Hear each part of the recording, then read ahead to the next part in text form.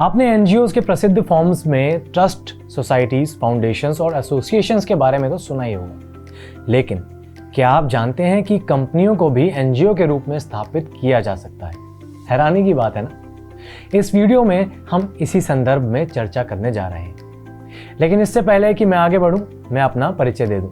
नमस्ते, मैं Tushar Bakshi set India बिज में एक स्टार्टअप सलाहकार हूं, जहां हम टैक्स, आईपीआर और भारत में व्यवसायों को कंप्लायंस सेवाएं प्रदान करते हैं। इस वीडियो में मैं चर्चा करूंगा: 1. सेक्शन 8 कंपनी क्या है और इसे एक एनजीओ के रूप में कैसे स्थापित किया जा सकता है। 2. सेक्शन 8 कंपनी स्थापित करने के लिए न्यूनतम आवश्यकताएं क्या हैं। 3. सेक्शन 8 कंपनी को रजिस्टर करने की पूरी प्रक्रिया क्या है। और 4. सेक्शन 8 कंपनी रजिस्ट्रेशन के लिए कौन से दस्तावेज जरूरी हैं। तो चलिए बिना किसी देरी के शुरू करते हैं। सेक्शन 8 कंपनी क्या है? सेक्शन 8 कंपनी कंपनीज एक्ट 2013 के सेक्शन 8 के तहत गठित कंपनी है, जिसे एक नॉन प्रॉफिट, नॉन गवर्नमेंटल संस्था के तौर पर स्थापित किया जाता है। इस संस्था का मुख्य उद्देश्य arts, commerce, education, sports, science, research, social welfare, religion, charity और एनवायरनमेंट कंजर्वेशन जैसी चीज़ों को प्रमोट करना है। इसलिए सेक्शन 8 कंपनी द्वारा प्राप्त किसी भी इनकम, डोनेशन या ग्रांट का उपयोग इन उद्देश्यों के अलावा और किसी भी उद्देश्य के लिए नहीं किया जा सकता। साथ ही एक नॉन प्रॉफिट संगठन के रूप में सेक्शन 8 कंपनी के सदस्य कंपनी के प्रॉफिट्स में कोई भी हिस्सा प्राप्त करने के लिए हकदार नहीं होंगे। एक नॉन प्रॉफिट संस्था के रूप में काम करने के लिए सेक्शन 8 कंपनी को केंद्र सरकार से पहले लाइसेंस प्राप्त करना होता है। यह लाइसेंस तभी प्राप्त किया जा सकता है जब सरकार संतुष्ट हो कि यह कंपनी कंपनीज एक्ट के सेक्शन 8 में लिखी सभी आवश्यकताओं और शर्तों को पूरा कर रही है। मुझे उम्मीद है कि अब तक आप सेक्शन 8 कंपनी को अच्छे तरीके से समझ गए होंगे।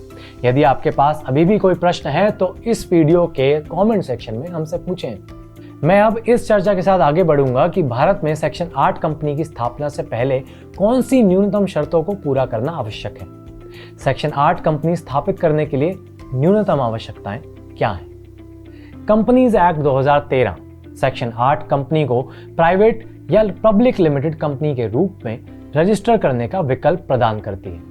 इसलिए सेक्शन 8 के तहत एक कंपनी स्थापित करने की न्यूनतम आवश्यकताएं चुने गए विकल्प के अनुसार तय की जाती हैं। यदि एक प्राइवेट लिमिटेड कंपनी का चयन किया जाता है तो कम से कम 2 शेयर धारकों और 2 डायरेक्टर्स की आवश्यकता होगी।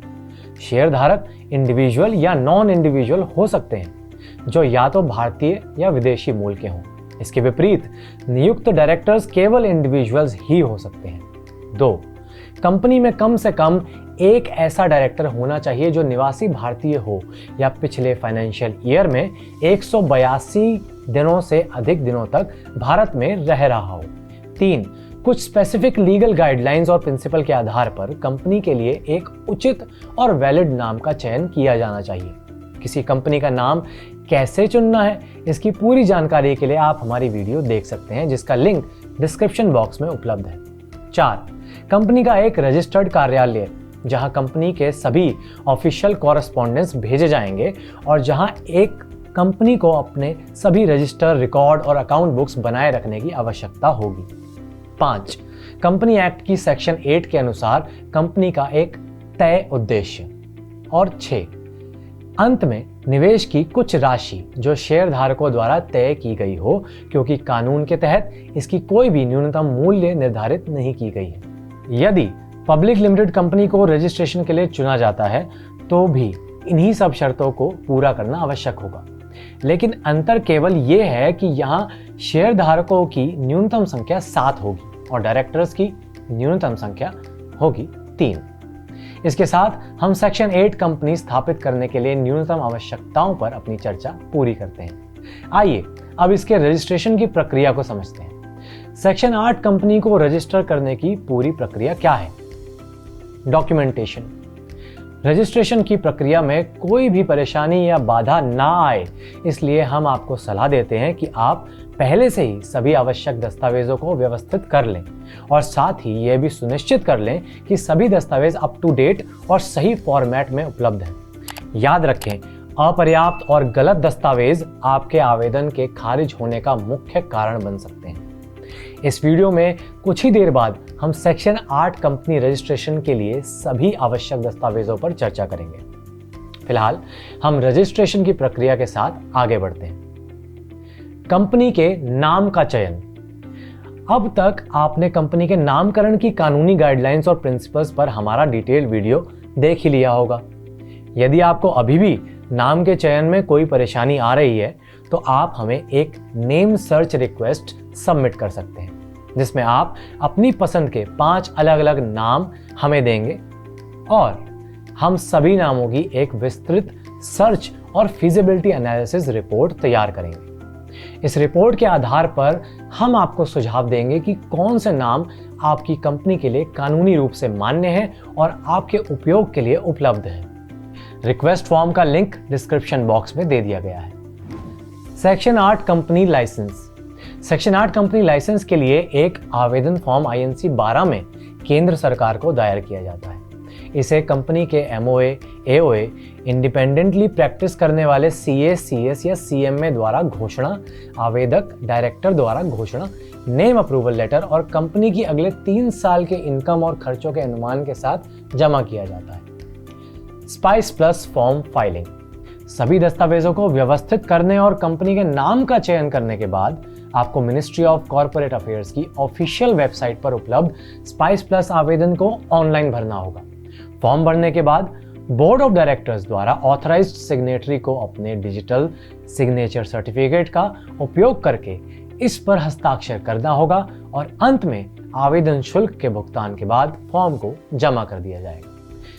कंपनी रजिस्ट्रेशन सर्टिफिकेट की इशुएंस।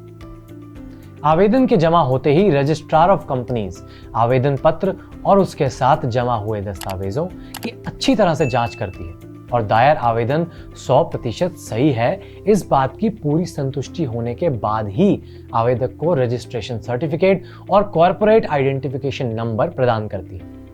इसके साथ ही आवेदन की प्रक्रिया खत्म हो जाती है। सेक्शन 8 कंपनी रजिस्ट्रेशन के लिए कौन से दस्तावेज जरूरी हैं? सेक्शन 8 कंपनी के लिए आवश्यक दस्तावेज 3 कैटेगरी में बांटे जा सकते हैं। 1, प्रमोटरों के दस्तावेज, 2, रजिस्टर्ड ऑफिस के दस्तावेज और 3, कंपनी के दस्तावेज। प्रमोटरों के दस्तावेज में उनके पैन कार्ड, ID प्रूफ और एड्रेस प्रूफ की सेल्फ अटेस्टेड कॉपी जमा की जाएगी। ID प्रूफ में वोटर कार्ड, ड्राइविंग लाइसेंस या पासपोर्ट दिया जा सकता है, जबकि एड्रेस प्रूफ में यूटिलिटी बिल्स या बैंक स्टेटमेंट दी जा सकती है जो कि 2 महीने से पुरानी ना हो। रजिस्टर्ड प्रीमाइसेस के केवल 2 दस्तावेज चाहिए, जिनमें प्रीमाइसेस के ओनर द्वारा इशू नो ऑब्जेक्शन सर्टिफिकेट और एड्रेस प्रूफ शामिल है। आखिर में कंपनी के दस्तावेजों में MOA और AOA जमा करना आवश्यक है। इसके अलावा कंपनी के सारे डायरेक्टर्स के कंसेंट फॉर्म डायरेक्टर 2 में सबमिट होंगे। तो सेट इंडिया विज आपकी इसमें कैसे मदद कर सकता है? भारत में सेक्शन 8 कंपनी रजिस्ट्रेशन की प्रक्रिया सेट इंडिया विज की सेवाओं के साथ बहुत आसान है और ऑनलाइन पूरी की जा सकती है। योग्य, कुशल और अनुभवी प्रोफेशनल्स की हमारी टीम सेक्शन 8 कंपनी रजिस्ट्रेशन की प्रक्रिया के हर चरण में आपका मार्गदर्शन करने के लिए उपलब्ध है। इस वीडियो के लिए इतना ही।